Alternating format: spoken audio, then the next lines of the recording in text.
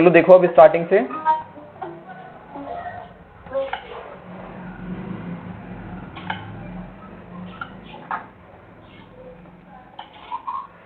जो ये और एनपीओ होती है वो कौन सी ऑर्गेनाइजेशन बनाती है?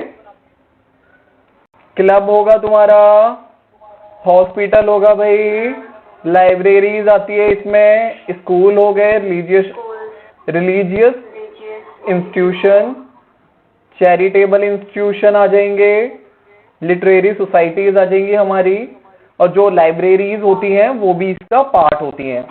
अब इसमें सबसे फर्स्ट पॉइंट जो मेरा आता है कि ये जो एनपीओज होते हैं इनका मेन सोर्स ऑफ इनकम होता क्या है, ये अर्निंग कैसे करते हैं अपनी।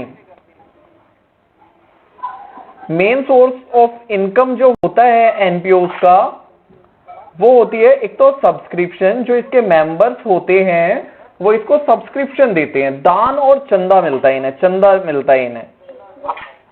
और गवर्नमेंट या हमने चैप्टर के अंदर देखा है कभी कभी म्युनिसिपल ग्रांट मिलती है, कभी कभी इन्हें म्युनिसिपल ग्रांट के साथ साथ लोकल अथॉरिटी भी कोई ग्रांट देती है, तो वो भी इनकी सोर्स ऑफ इनकम के अंदर आता है। They may also undertake trading activities in order to earn some profit. Such profit is also used for the furtherance of goal of the organization. जो organization के गोल होते हैं उनको अचीव करने के लिए इसके प्रॉफिट का यूज किया जाएगा। इसके बाद as the main aim of these organization is not to earn profit. भाई ये ऑर्गेनाइजेशन हमारी प्रॉफिट अर्न नहीं करती हैं, ये ऑर्गेनाइजेशंस प्रॉफिट अर्न नहीं करती। इनका काम होता है लोगों को अच्छे से अच्छी सर्विस देना। नॉट टू अर्न प्रॉफिट होता है। They do not prepare trading and profit and loss account. ये ना तो कोई ट्रेडिंग और प्रॉफिट एंड लॉस अकाउंट बनाती है, but still they have to maintain proper accounts, लेकिन ये प्रॉपर अकाउंट्स बनाती है। This is also a legal requirement, एक ये लीगल रिक्वायरमेंट होती है। And they would also like a know for whether their current income are sufficient to meet their current expenses. ये इसलिए भी बनाती है कि जो हमारी करंट इनकम होती है क्या वो करंट एक्सपेंसेस को पे करने के लिए सफिशिएंट है भी या नहीं है। इसके अंदर हम क्या क्या बनाएंगे, इनकम एक्सपेंडिचर अकाउंट बनाते हैं एक, हम इसमें एक रिसिप्ट एंड पेमेंट बनाते हैं और एक बैलेंस शीट। जो हमारा इनकम एंड एक्सपेंडिचर अकाउंट बनाते हैं वो होता है हमारा प्रॉफिट एंड लॉस अकाउंट के जैसा होता है भाई।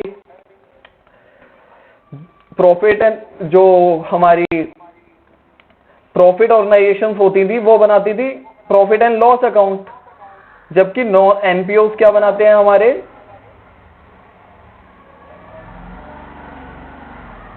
Position of the organization on the last date of accounting year.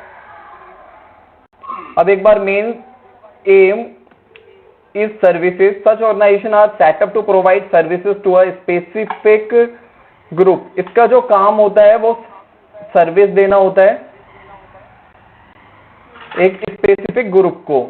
जैसे कि भाई कोई एजुकेशन की सर्विस देते हैं school, health care services hospitals देते हैं अपने, और स्पोर्ट्स की सर्विसेज स्पोर्ट्स क्लब देते हैं या entertainment. The main aim of these organizations is to be provide service at the free of cost or at nominal rate। या तो ये फ्री में सर्विस प्रोवाइड करते हैं या नॉमिनल रेट के अंदर प्रोवाइड करते हैं। इन्हें हम कहते हैं नॉट टू अर्न, ये प्रॉफिट कमाने के लिए काम नहीं करते ये। तो मुझे कुछ एग्जांपल दो ऐसे, जैसे कि एजुकेशन या हेल्थ केयर या स्पोर्ट्स इंटरटेनमेंट इसके अंदर आते हैं, एनपीओ के अंदर आते हैं। Form these organization are set up as charitable trust societies and subscribers to these organizations are called members। charitable trust और societies, विद्या मेडिकल जो हमारे मतलब कि बोला जाए तो ग्रीनवुड स्कूल के जो पास में है विद्या मेडिकल, एक वो चैरिटेबल ट्रस्ट या सोसाइटी कह सकते हैं हम। और ऐसे ही एक तुम्हारा जैन संत फूलचंद जी करके एक वो है, हॉस्पिटल टाइप में है सदर बाजार में पीछे की तरफ, जैन संत फूलचंद जी इस टाइप से है, वो भी चैरिटेबल ट्रस्ट है। नॉमिनल फीस लेते हैं वो। Separate entity not for profit organization are treated as a separate entity. इनको एक सेपरेट एंटिटी माना जाता है। जो इसके मेंबर होते हैं वो इससे अलग होते हैं। आज तक हमने अकाउंट्स में यही देखा है कि भाई जो रतन टाटा है वो अलग है और टाटा मोटर्स हो या टाटा टीसीएस हो, वो सारी कंपनीज अलग अलग है। It is not affected by admission of new members and the death और insolvency of the existing member. इसमें भाई नए मेंबर के आने का और किसी मेंबर की डेथ का या किसी के इंसॉल्वेंट होने का कोई भी फर्क नहीं, एग्जिस्टिंग पार्टनर की डेथ या इंसॉल्वेंट होने का कोई फर्क नहीं पड़ेगा इस पर। एक सेपरेट एंटिटी होती है।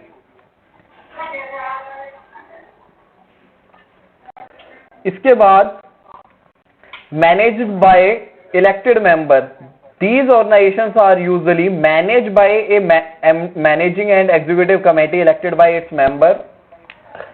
जो एक मैनेजिंग कमेटी होती है या एग्जीक्यूटिव कमेटी होती है वो इलेक्ट करती है इसके इलेक्टेड बाय इट्स मेंबर।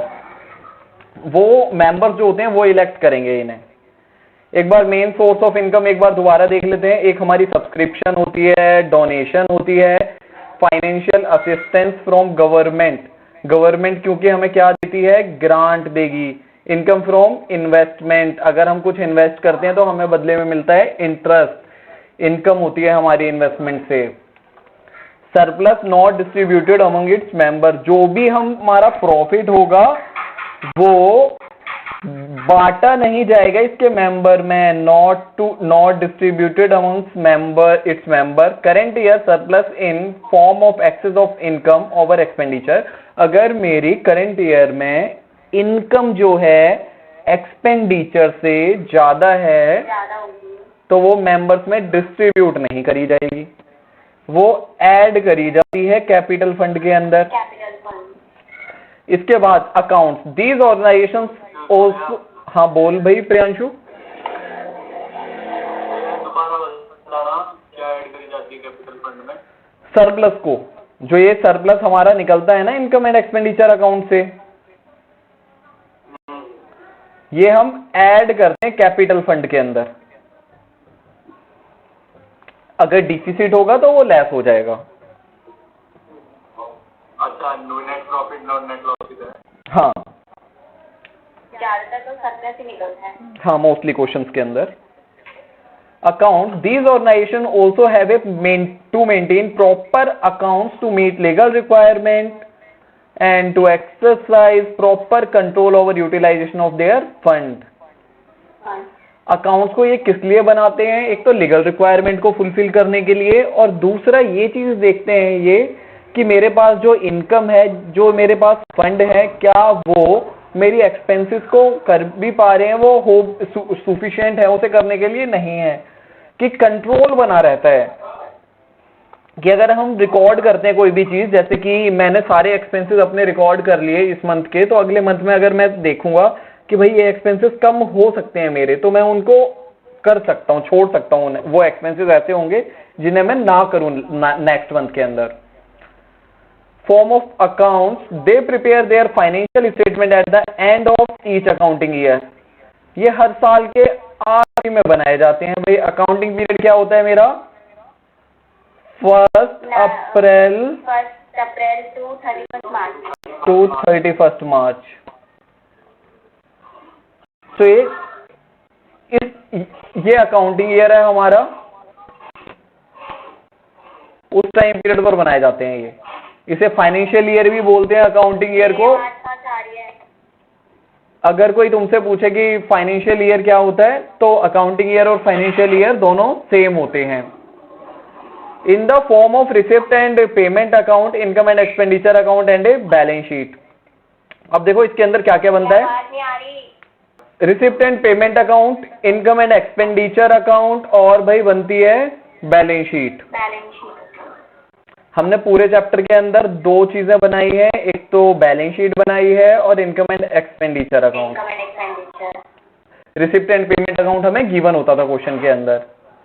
अब इसके बाद हम देखते हैं distinction between not for profit organization and, ये मुझे डिफरेंस बताना है नॉट फॉर प्रॉफिट ऑर्गेनाइजेशन के अंदर और प्रॉफिट अर्निंग ऑर्गेनाइजेशन के अंदर, कि जो भाई प्रॉफिट अर्न करती है उस ऑर्गेनाइजेशन के अंदर मुझे डिफरेंस बताना है, और जो प्रॉफिट अर्न नहीं करती है उस organisation.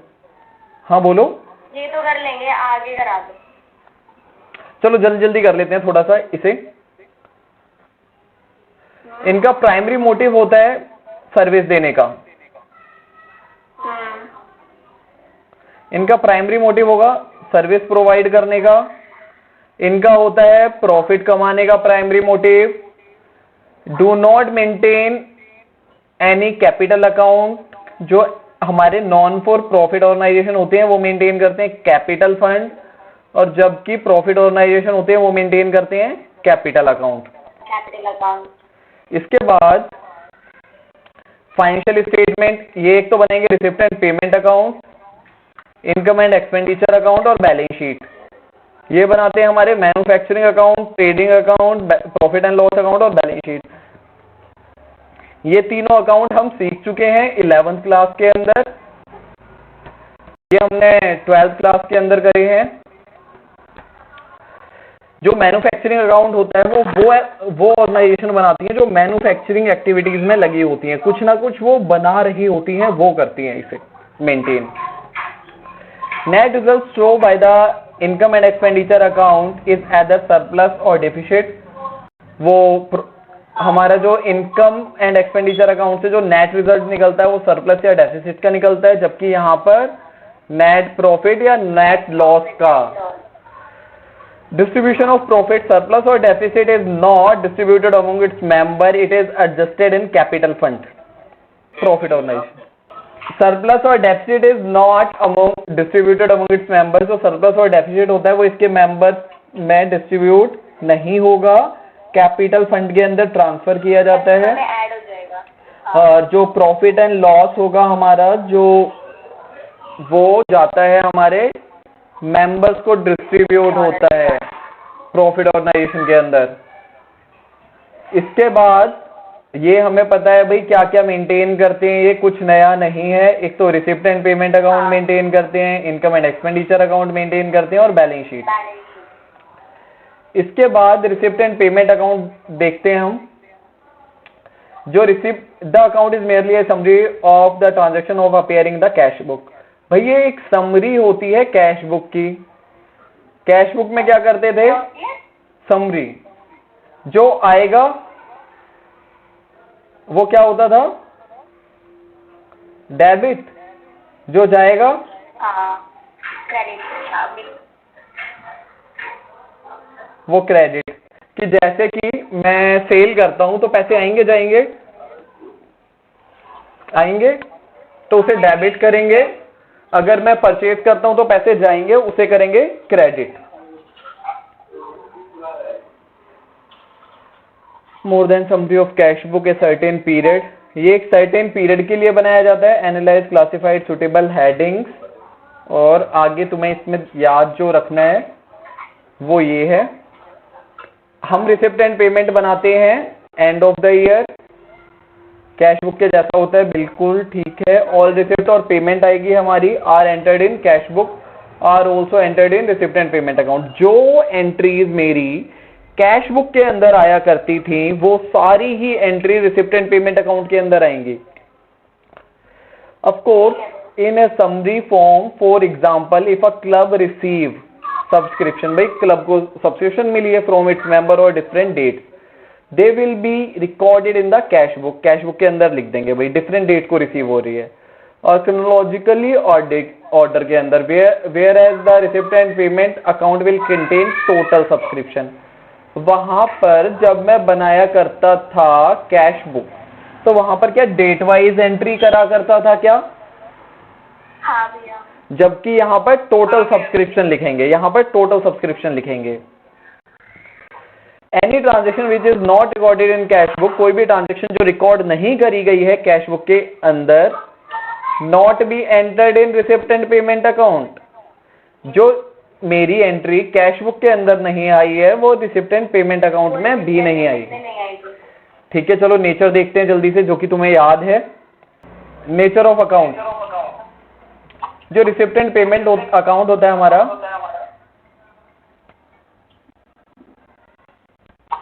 Receipt and payment account,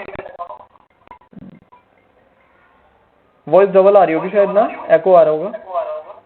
nature of account, it is a real account. जो अपना अकाउंट होता है ये कौन सा होता है? रियल अकाउंट होता है। Receipt and payment account rule कौन सा फॉलो करेगा? रियल अकाउंट का करेगा। रियल अकाउंट का रूल क्या होता था अपना? Debit what comes in, credit what goes out. Is follow while preparing it, is followed while preparing it. Those receipt are recorded on its debit side and payment on credit side. Receipt को हम record करेंगे debit side में, जबकि payment को record करेंगे हम credit side में। इसके बाद it start with the opening balance of cash in hand and at bank. Cash in hand always show a debit balance. Cash in hand जो होता है हमारा वो डेबिट का balance, and there will be written on the debit side. जब debit का balance show करेगा तो डेबिट साइड में शो किया जाएगा। अगर वो क्रेडिट का बैलेंस, प्रियांशु कुछ कहना चाहता है? Cash at bank may show a debit or favorable balance, in which case it will be written on debit side, but if bank balance is on an overdraft or receipt and payment account का जो balance होगा वो लिखोगे। फिर इसके बाद जो outstanding subscription at the end होगी उसके साथ क्या करते हो? एड। चल मुझे बता, prepaid subscription at the beginning क्या होगी? प्रीपेड एड, ठीक है। प्रीपेड सब्सक्रिप्शन दिमाग खराब एट द बिगिनिंग ऐड हो जाएगी। प्रीपेड सब्सक्रिप्शन क्या करोगे? Prepaid subscription at the end less हो जाएगी। Outstanding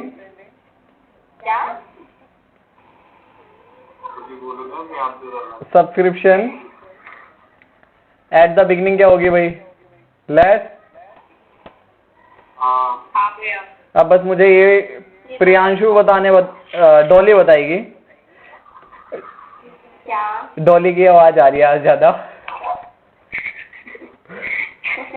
outstanding subscription at the beginning किधर भेजेंगे भाई? कौन सी बैलेंस शीट में जाएगी?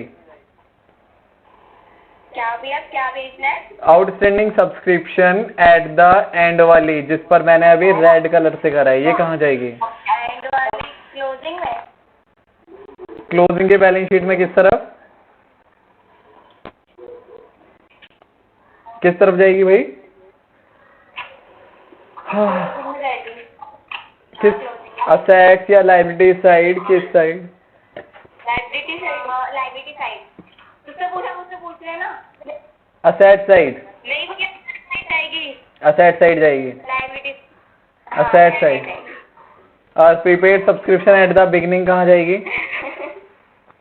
तो वो ओपनिंग में, असेट साइड। ओपनिंग की बैलेंस शीट में लायबिलिटी साइड। मैंने आउटस्टैंडिंग नहीं लिखा है, प्रीपेड सब्सक्रिप्शन है भाई ये, इससे ऊपर वाली आउटस्टैंडिंग थी।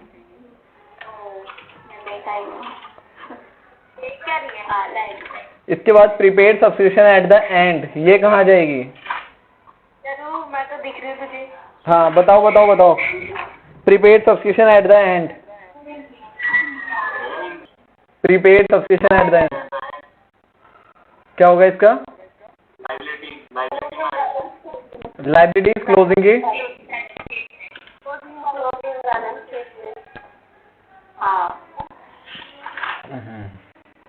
आउटस्टैंडिंग तुम बता ही दोगे। अब इसके बाद हम बढ़ते हैं next. Prepaid subscription at the beginning भी और एंड भी।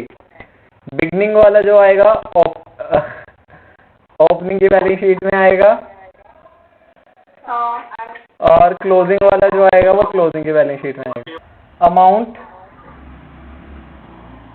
पेड फॉर मेडिसिन भी आता था अपना, मेडिसिन या स्टेशनरी या फिर स्पोर्ट्स मटेरियल, ऐसा करके आता था कोई क्वेश्चन। हाँ उसमें बताओ क्या करते थे, क्या करते थे? क्या ऐड होता था, क्या लेस होता था? हमें क्या पता क्या होगा इसमें। ओपनिंग और क्लोजिंग के क्रेडिटर्स है। ओपनिंग के क्रेडिटर ऐड या लेस?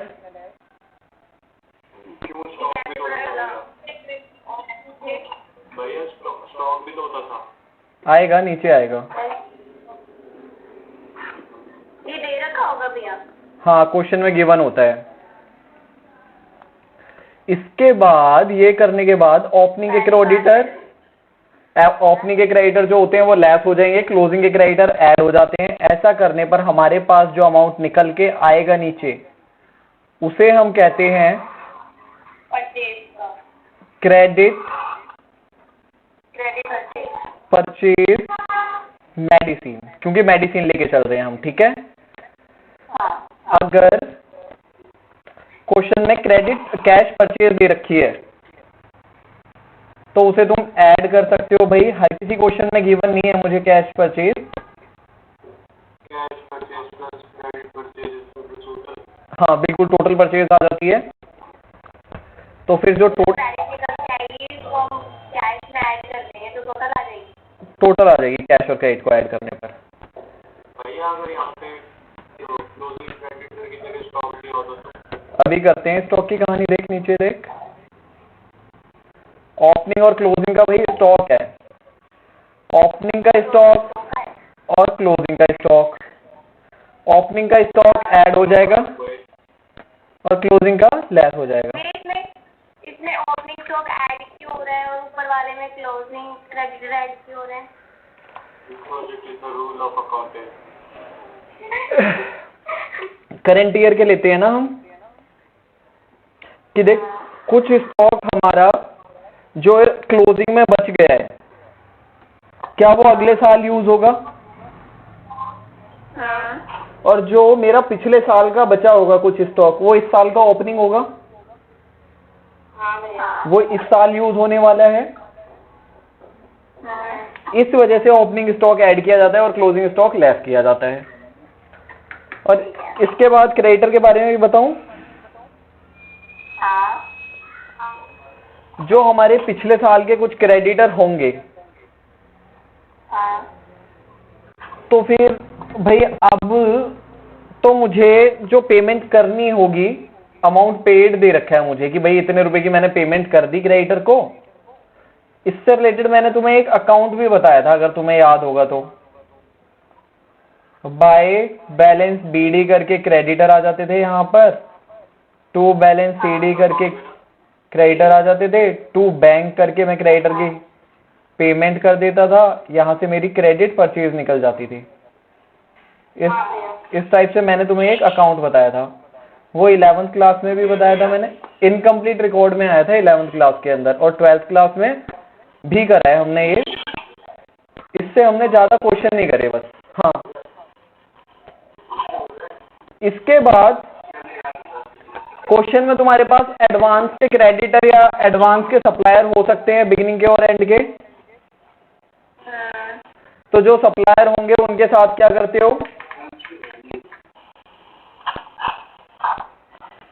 एडवांस सप्लायर के साथ बताओ मुझे क्या करोगे अगर होते हैं क्वेश्चन में। क्वेश्चन वैसे हमारे यहाँ पर कंप्लीट हो जाएगा अगर समझ में नहीं आ रहा क्या कर रहे हो आप। कंज्यूम्ड, अगर क्वेश्चन में हमें एडवांस सप्लायर गिवन नहीं है, हाँ बोला जाए तो ये, हाँ एडवांस सप्लायर जो है क्वेश्चन में वो गिवन नहीं है मेरे को, तो क्वेश्चन तो मेरा यही कंप्लीट हो गया। मेडिसिन कंज्यूम निकालनी होती है, वो निकल गई मेरी, ठीक है। अगर क्वेश्चन में एडवांस, समझ नहीं आया, ये नहीं आया। ये अभी समझा रहा हूँ ना नीचे वाला पॉइंट, अभी नीचे वाला समझा रहा हूँ। यहाँ तक समझ में आ गया होगा, यहाँ तक समझ में आ गया है।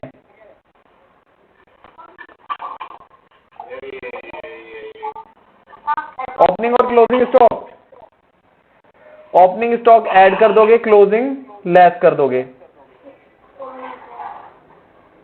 ठीक है भैया। और अब आगे देखो, पेन का साइन नहीं है क्या यहाँ?